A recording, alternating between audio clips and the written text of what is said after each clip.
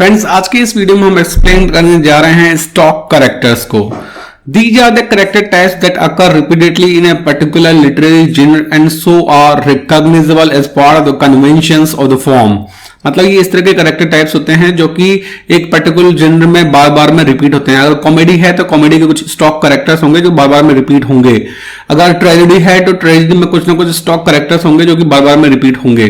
The old comedy of the Greeks had three stock characters whose interactions continued the standard plot: the alazan or impostor and self-deceiving braggart, the Aaron or self-derogatory and understanding character whose contest with the alazan is central to the comic plot, and the Bomolocus buffoon whose antics add an extra comic element। तो अगर हम Greek की बात करें, old Greek comedy की बात करें तो उसमें तीन इंपॉर्टेंट कैरेक्टर्स होते हैं: एलेजन, एरॉन और बम्बकस। एलेजन तो क्या होता है कि इंपोस्टर एक कॉमेडियन होता है जो कि सेल्फ डिसीविंग, खुद को ही डिसीव कर रहा है। एरॉन होता है self derogatory and understanding character. Self derogatory मतलब खुद ही डेरोगेटरी है वो, और लेकिन उसको हम समझ सकते हैं। और बम्बकस होता है एक बफून, एंटिक्स और एक्स्ट्रा कॉमिक एलिमेंट जोड़ने के लिए होता है। तो in his anatomy of criticism Northrop Frye revise these old terms added a fourth the agroikos. तो एनाटॉमी ऑफ क्रिटिसिज्म के ना नॉर्थरॉप फ्रे ने इन तीन में एक और एक्स्ट्रा जोड़ दिया, एग्रोइकस। द रस्टिक और इजीली डिसीव्ड कैरेक्टर, इसको ये क्या बोलेंगे, जो रस्टिक है मतलब कंट्री साइड का है, और डिसीव्ड कैरेक्टर, डिसीव्ड मतलब जिसे बेवकूफ बनाया गया है। And identified the persistence of these types very broadly defined in comic plots up to our own time. The Italian commedia dell'arte revolve around such stock characters as Pulcinella, Pantaloon, C. The plot of an Elizabethan romantic comedy such as Shakespeare As You Like It, Twelfth Night often turned on a heroine disguised as a handsome young. मतलब Elizabethan romantic comedy के अंदर जैसे Shakespeare की है, As You Like It है, Twelfth Night है, उसमें ज्यादातर क्या होता है, एक हीरोइन होती है जो कि डिस्गाइज करती है handsome young man. And a stock figure in the Elizabethan comedy of intrigue for the clever servant who like Mosca in Ben Jonson's वेम्पा कन्वीज विद हिज मास्टर टफलग्रा अनदर स्टॉक कैरेक्टर। और एक another stock character होता है, एक servant होता है जो कि काफी लॉयल होता है और क्लेवर होता है, जैसे किंग लियर में भी फूल है जो कि काफी लॉयल रहता है किंग लियर से। The stupid girl, 19th century comedian on stage and in fiction exploited the stock Englishman with a monocle, an exaggerated Oxford accent and a defective sense of humor. Western stories and films generated the tight-lipped sheriff who lets his gun do the talking. अब जो western story जो films है उनमें तो एक tight lipped sheriff है जो बिल्कुल जरा बोलता नहीं है भाई साहब, वो बात नहीं करता, सीधे लात मारता है ना, और वो नहीं बोलता, उसकी गन बोलती है।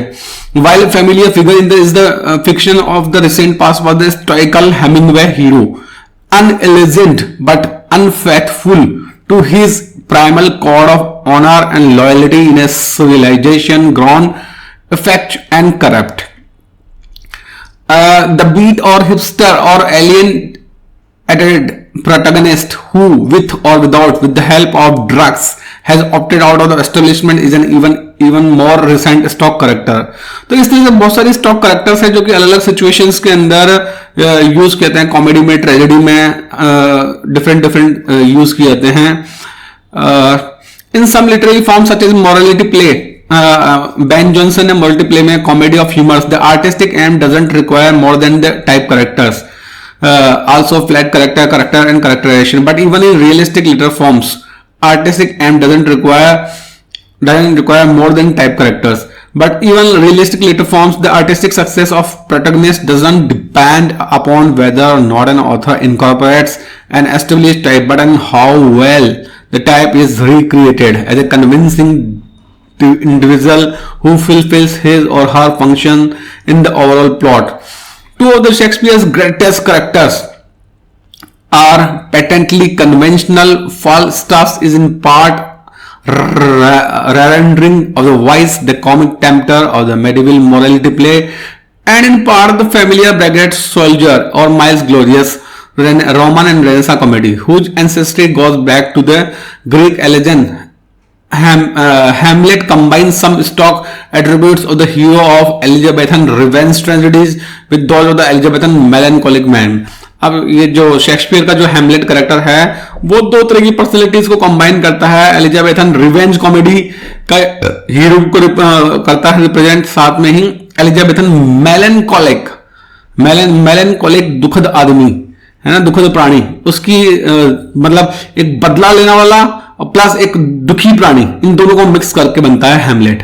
Jain Aston's delightful Elizabeth Bennet in pride and prejudice can be traced back through restoration comedy to the type of intelligent, witty and dauntless heroines in Shakespeare's romantic comedies. ठीक है.